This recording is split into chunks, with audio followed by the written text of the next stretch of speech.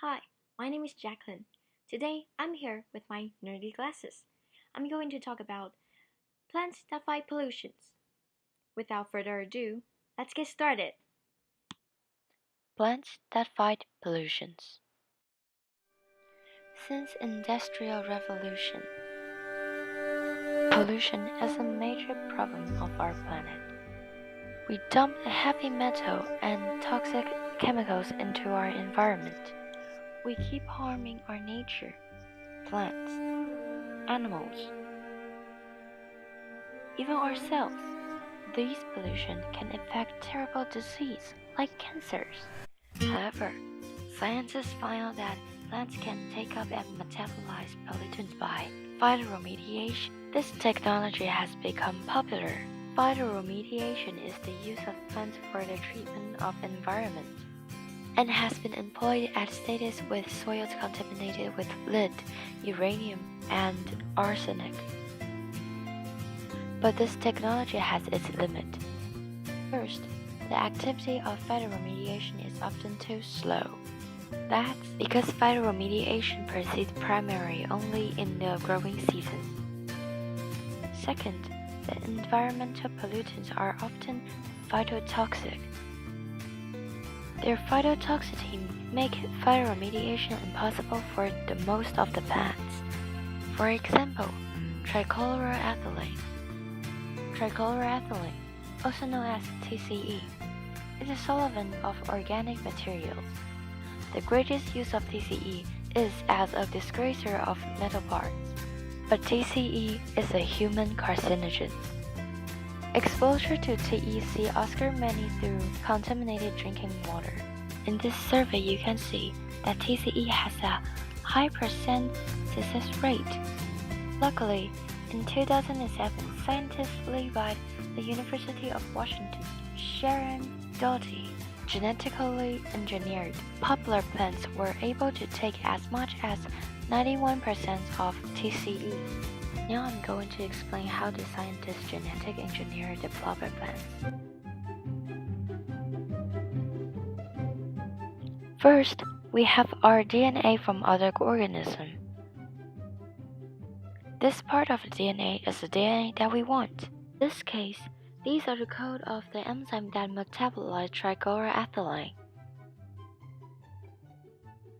Then, we have a rejection enzyme. It's like a scissor. It will recognize the DNA-specific rejection sites and break it apart.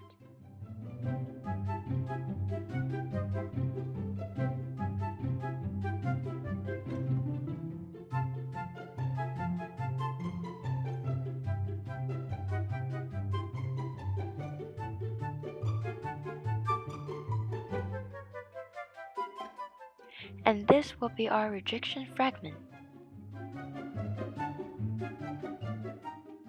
The next step is our plasmid. We use the same rejection enzyme to break it apart.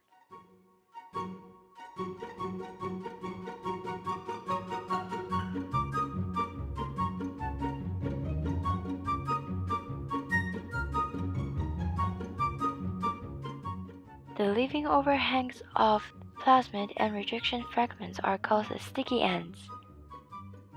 The sticky ends attach to each other, forming weak hydrogen bond. This forms a recombinant plasmid. And there will be an enzyme that called DNA ligase that helps fragment and plasmid attach each other from their sugar phosphate backbone. This is an antibiotic resistant gene.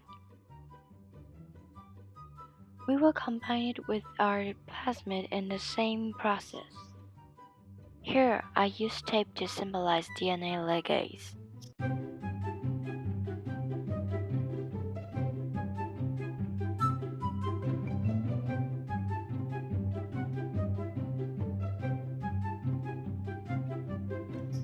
And we have our recombinant plasmid.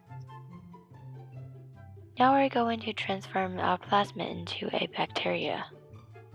First, we cool the cells down. Then we quickly heat them up.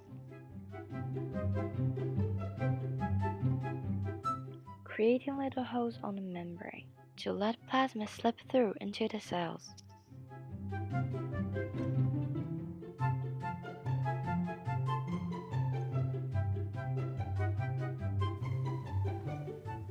And we have our cells.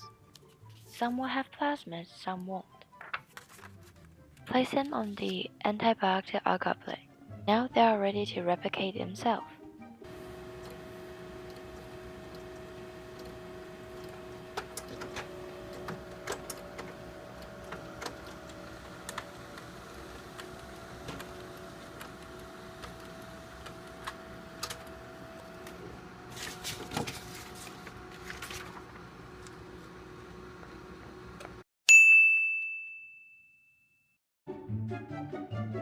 After replication, we have our two different cells.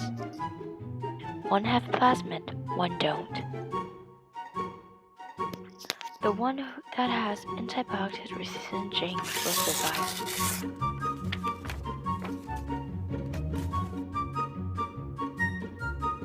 Now we're going to take out the DNA that we want.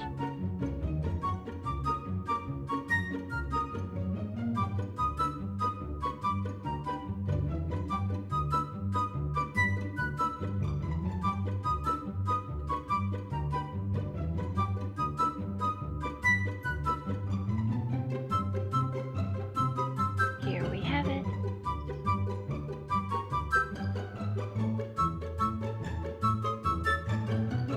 I broke my DNA.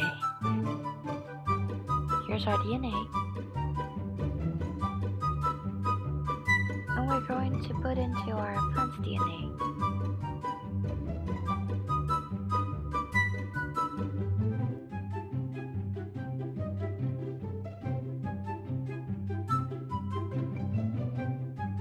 Ta-da!